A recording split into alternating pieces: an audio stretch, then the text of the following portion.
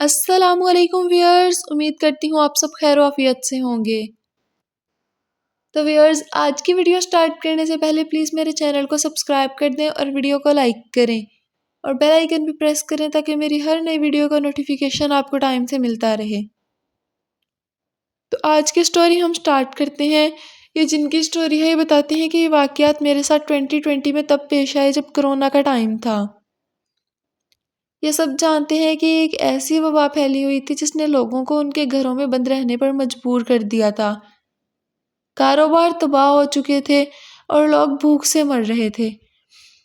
یہ بھائی بتاتے ہیں، کہتے ہیں کہ ان دنوں ہم سارے دوستوں نے مل کے پلان کیا کہ ہم جتنا ہو سکے گا لوگوں کے گھروں میں راشن سپلائی کریں گے، کیونکہ ہماری فائنینشیل کنڈیشن تھوڑی اچھی تھی اور ہم ان دنوں میں بھی ارن کر رہے تھے، تو ہم نے یہی سوچا کہ لوگوں کی مدد کریں، اور خاص طور پہ ان لوگوں کی جو سفید پوش ہیں، گھروں سے نکل کر نہیں مانگتے۔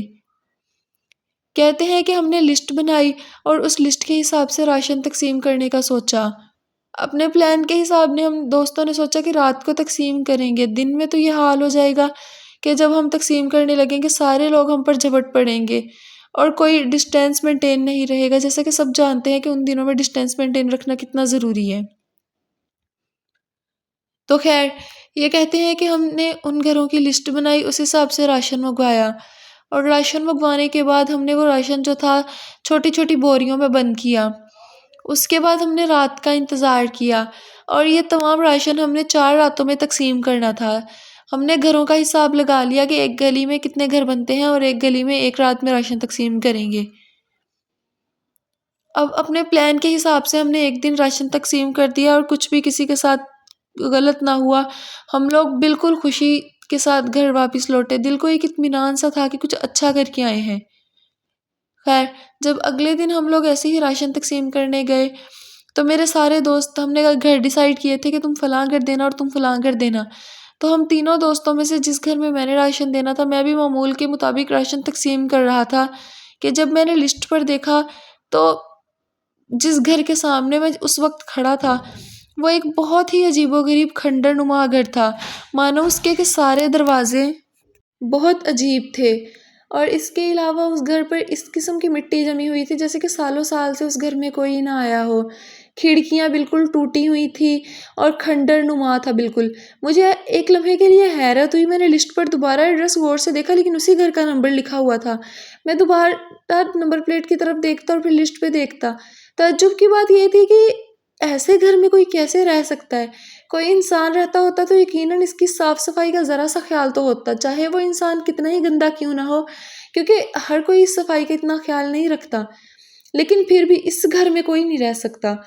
میں نے صرف ایک دفعہ دل کی تسلی کے لیے دروازہ نوک کر کے دیکھ لیا کہ اگر کوئی ہوا تو باہر آ جائے گا، اور میرے دروازہ نوک کرنے کی دیر تھی کہ وہاں سے ایک بوڑھا شخص باہر نکلا۔ اس نے میری طرف بہت عجیب نظروں سے دیکھا تو میں نے اسے کہا کہ راشن تقسیم کر رہے ہیں، یہ راشن آپ کے گھر رکھنا تھا۔ اس نے میری طرف بہت غصے سے دیکھا، لیکن خیر مجھے کہا کہ یہ بوری اٹھا کر وہاں رکھ دو۔ اندر کی طرف اس نے اشارہ کیا۔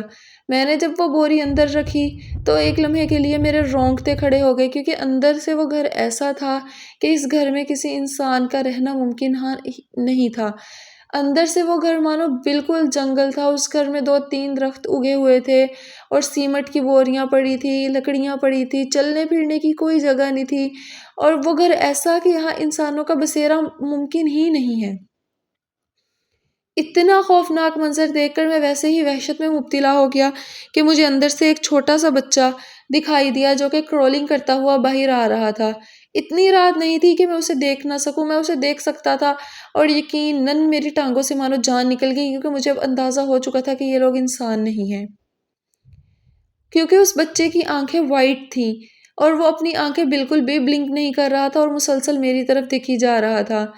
میں نے ابھی وہاں پر بوری رکھ کر اس بزرگ کی طرف دیکھا ہی ہے تو اس نے مجھ سے کہا کہ سنو میری بات، تمہیں اب تک یہ تو سمجھ آ ہی گئی ہوگی کہ اس گھر میں انسان نہیں رہتے، تو میری بات دھیان سے سن لو، ابھی یہاں سے نکل جاؤ اس سے پہلے کہ ہم تمہیں کوئی نقصان پہنچا دیں، کیونکہ تم نے ہمارے آرام میں خلل ڈالی ہے۔ میری نظر پڑی تو اندر سے ایک عورت جھانک رہی تھی۔ اس عورت کی آنکھیں بھی سفید رنگ کی تھی اور اندھیرے میں ایسی آنکھیں یقین کریں مجھے بہت خوف میں مبتلا کر رہی تھی۔ وہ عورت مجھے ایسے دیکھ رہی تھی کہ مانو اس کا آدھا چہرہ نظر آ رہا تھا اور آدھا دروازے کے پیچھے چھپا ہوا تھا، اور وہ بہت عجیب قسم کی تھی، انسان کی شکل نہیں تھی وہ۔ وہاں پر مجھے سمجھ آ گئی کہ یہاں پر ایک پوری فیملی رہتی ہے، اور بجائے اس کے کہ میں وہاں پر رکتا یا کچھ اور دیکھنے کی کوشش کرتا، میں وہاں سے چل دیا۔ میں بھاگا نہیں، آرام سے چل کے باہر آ گیا، اور پیچھے سے مجھے اس بوڑھے کے ہنسنے کی آوازیں سنائی دی۔ میری ہمت تھی ہی نہیں کہ میں پیچھے مڑ کے دیکھوں، میں نے ویسے ہی چپ چاپ باہر نکلا۔ باہر میرے دوستوں کی کار کھڑی تھی، میں ویسے ہی سیدھا جا کے کار میں بیٹھ گیا۔